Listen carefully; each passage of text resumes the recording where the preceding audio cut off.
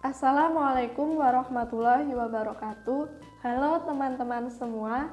Perkenalkan, saya Eka Yuni Pristanti, NIM 4112319014, mahasiswa Program Studi Statistika Terapan dan Komputasi tahun 2019 Universitas Negeri Semarang.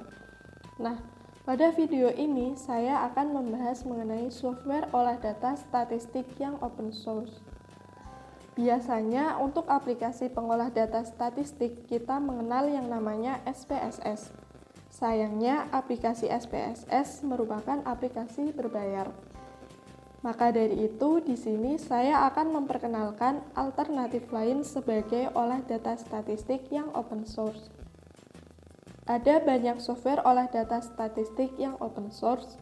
Namun di sini saya hanya akan membahas mengenai JASP dan EPINFO. Yang pertama yaitu JASP. JASP merupakan singkatan dari Jeffreys Amazing Statistics Program. Aplikasi JASP terus dikembangkan dan terus diperbaharui oleh sekelompok peneliti di University of Amsterdam. JASP merupakan suatu program grafis dan open source untuk analisis statistik yang dirancang mudah digunakan sama seperti SPSS.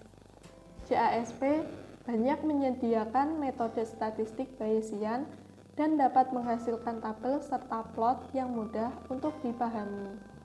JASP menyediakan tampilan sederhana, menu yang mudah diakses, data dianalisis secara langsung atau real time ketika pengguna memilih menu dan data tertentu, serta hasil langsung dapat dilihat pada layar. Nah, apa saja sih analisis statistik yang dapat dilakukan oleh JASP? Nah, berikut analisis statistik yang dapat dilakukan oleh JASP. Yang pertama yaitu ada t-test, kemudian korelasi, reliabilitas, ANOVA, regresi, EFA dan PCA. EFA itu yaitu exploratory factor analysis dan PCA itu principal component analysis. Kemudian ada SEM atau structural equation modeling, analisis double contingency, chi-square test, binomial test, network analysis, meta analysis dan summary stat. Kemudian ada kelebihan JASP. Kelebihan yang pertama itu yaitu gratis atau open source itu sendiri. Kemudian mudah digunakan. Jika analisis menggunakan R harus berurusan dengan yang namanya coding, maka dengan JASP kita hanya tinggal melakukan analisis dengan klik and drag atau kita tinggal klik dan tarik dengan mouse. Kemudian yaitu tampilan simple tetapi menarik dengan output standar APA, yaitu American Psychological Association.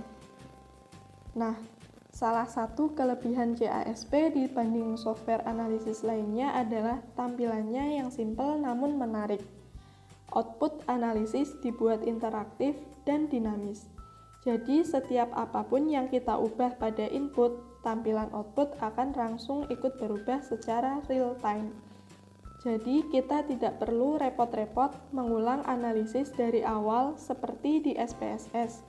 Jika ada perubahan dalam input data, output yang ditampilkan juga tidak terlalu banyak untuk menghindari kebingungan pengguna. Output yang ditampilkan hanya beberapa tabel standar yang perlu dicantumkan dalam laporan ilmiah standar APA. Selain itu, keunggulan utama JASP ini adalah tabel dan gambar dalam output sudah sesuai dengan format standar APA, sehingga memudahkan bagi yang ingin menulis artikel ilmiah standar APA.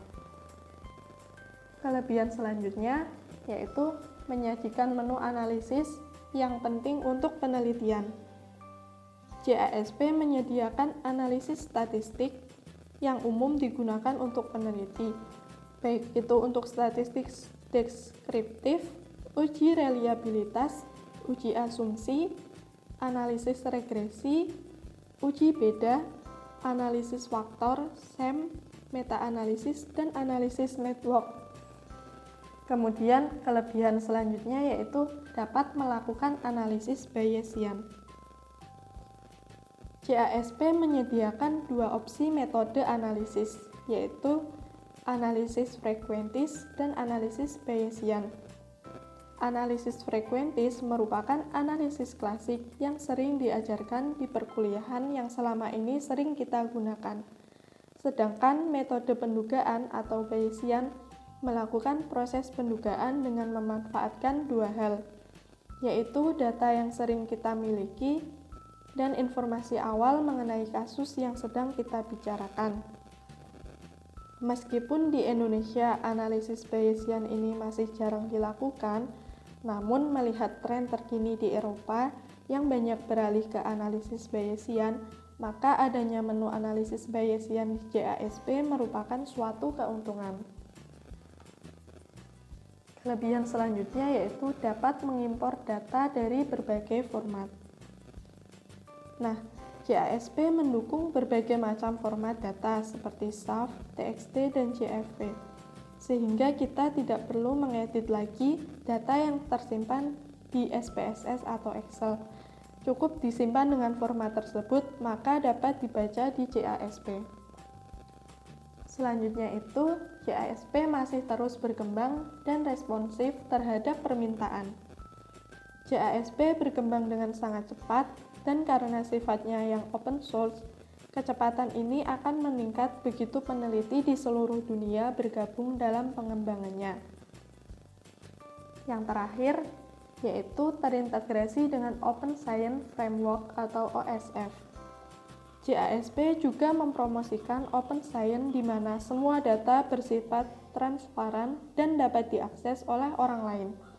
Integrasi OSF di sini juga memudahkan dalam melakukan penelitian kolaboratif dengan peneliti dari berbagai tempat.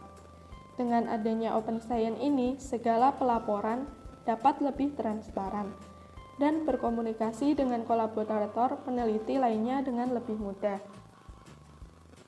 Nah, yang selanjutnya yaitu kelemahan JASP. Kelemahan JASP yang pertama yaitu JASP versi terbaru untuk sistem operasi Windows nampaknya hanya dapat dijalankan dengan Windows 10. Selanjutnya, JASP tidak memiliki fitur membuat data baru, mengedit, atau mengubah data. Dan yang terakhir, JASP tidak memiliki menu maupun fitur membuat bermacam-macam grafik dan plot seperti SPSS. Selanjutnya, yang kedua, aplikasi open source selanjutnya yaitu EpiInfo. EpiInfo merupakan software analisa data statistik gratis bagi Windows.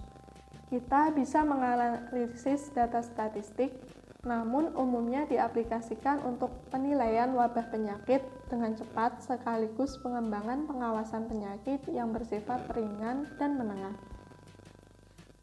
Untuk melakukan penilaian wabah penyakit secara cepat dan melakukan pengembangan pengawasan penyakit, EpiInfo menampilkan beberapa bagian utama di dalam interface aplikasinya, di antaranya StatCalc, masukkan data, analisis data, dan peta.